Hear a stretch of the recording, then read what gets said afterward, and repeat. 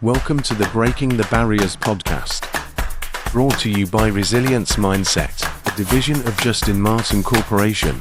This podcast is your front row seat to inspiration, empowerment, and real-life stories that will leave you in awe.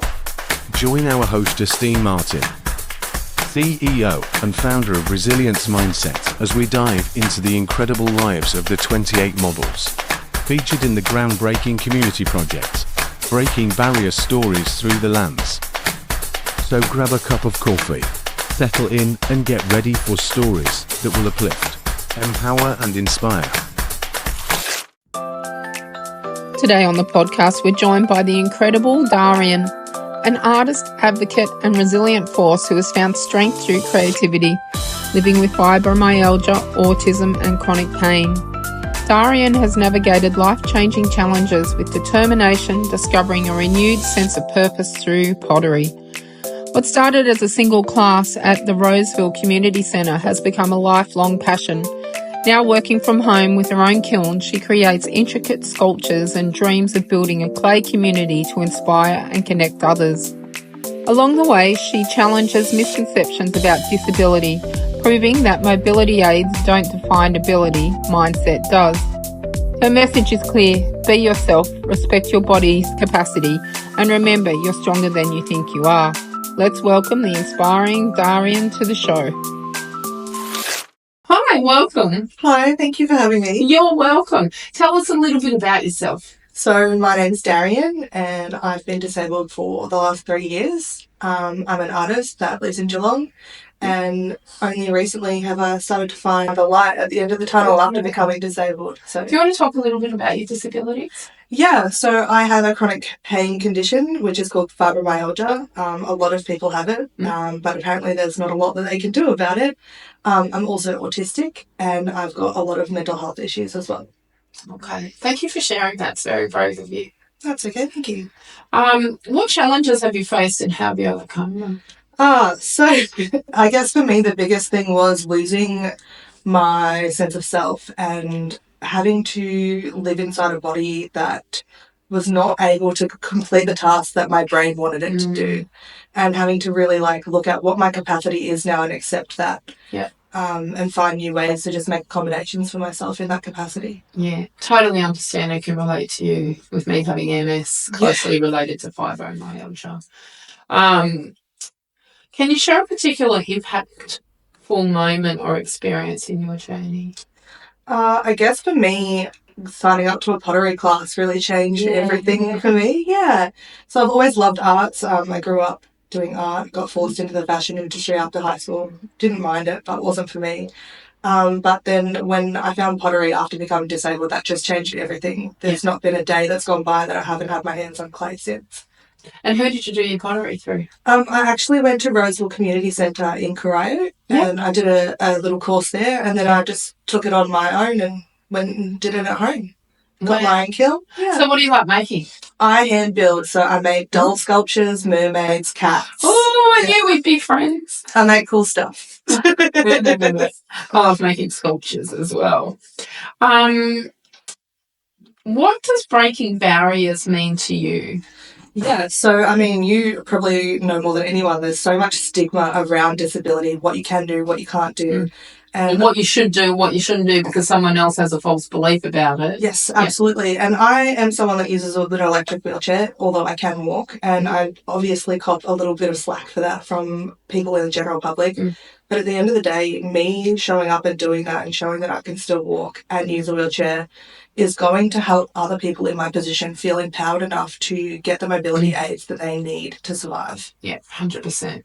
Yeah, so we've had a couple of people even on this project that have been fighting using mobility aids, and, I've had chats to them that, I get that it takes away, you feel that it's taking away your independence, but it's actually giving you independence back. Absolutely. I didn't go shopping for a day of shopping with my friends for the last 3 years because I could maybe last 5-10 minutes before the pain got so intense that I would start sweating, panicking, fainting. Yeah. So really, for me, the wheelchair is the only option, and it is something that has led to me being able to be fully competent and self-sufficient again. And independent. Yeah, absolutely. Yeah, 100. Totally get it. You got a name for your wheelchair? I do. Her name's Nina Flowers, and she's pink.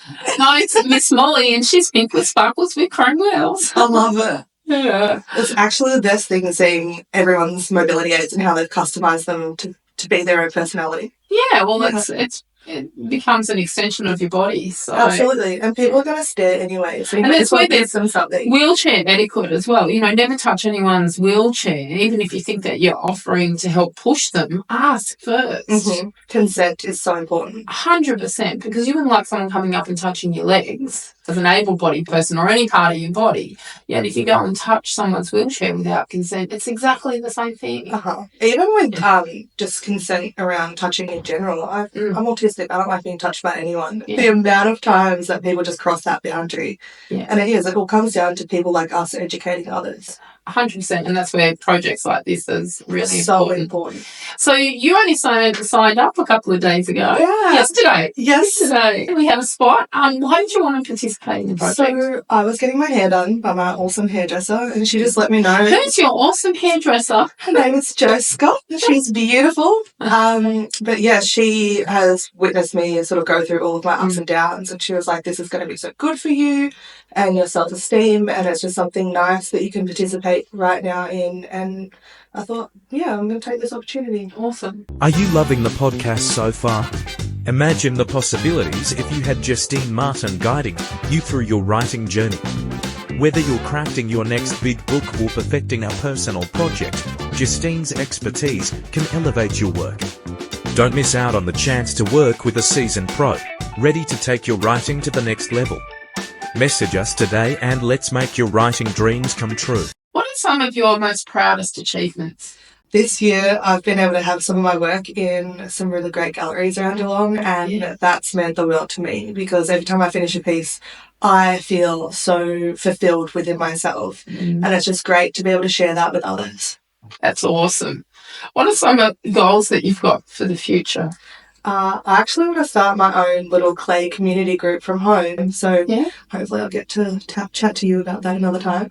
But yeah, I would really like to, now that my capacity is sort of settled and I know that working full-time is probably not on the cards, I'd like to start volunteering and sort of giving back to the community in any way that I can, really. Awesome. What advice would you give to others facing similar obstacles as what you have? I guess the main thing is knowing that even though things are really hard, they will eventually get better, and it's not the end. Being disabled is absolutely not the end. It's not. Just takes on a different meaning. Yeah, absolutely. Life does. Yeah. How do you stay motivated and positive despite? Okay, so I'm outing myself here a little bit, but I'm a crazy person. I talk to angels, so that's sort of my own internal support system that I have, and that helps me to be grateful, see the positive in things, and just have something outside of myself that I feel has energy to protect me. That doesn't sound crazy at all. You do whatever works. Depends on who you take. Yeah, that's what I tell everyone that, you know. I think you just did. What misconceptions about disabilities do you want to dispel?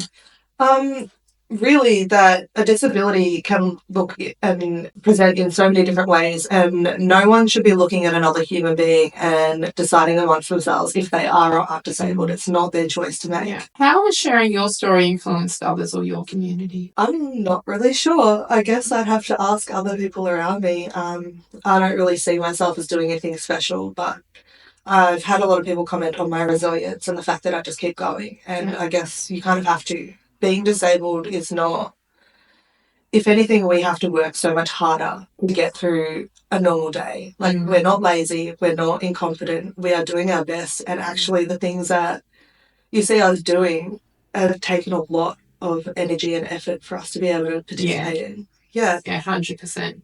What people take for granted, we have to think about doing.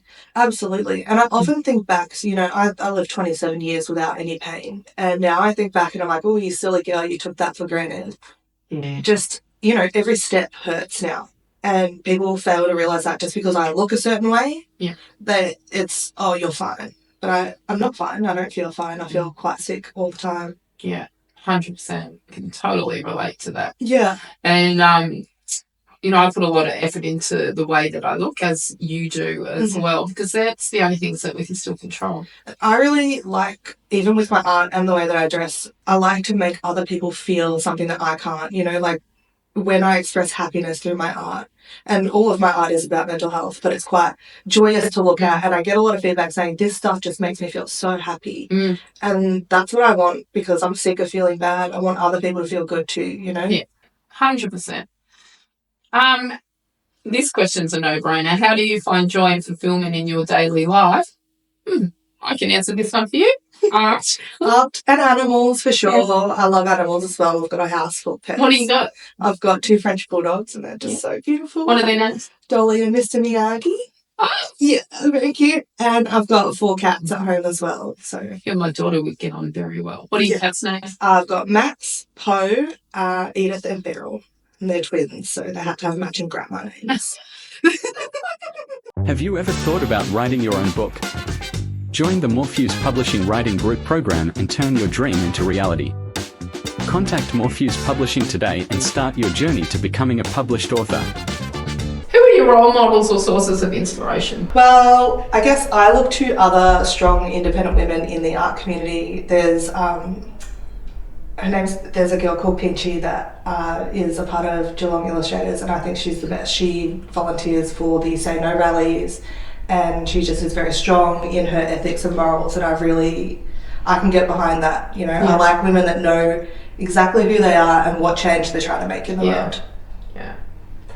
And what message would you like to share with this world through this project? Just that it's okay to just be yourself and to exist in the body that you have and the capacity that it has, and respect that.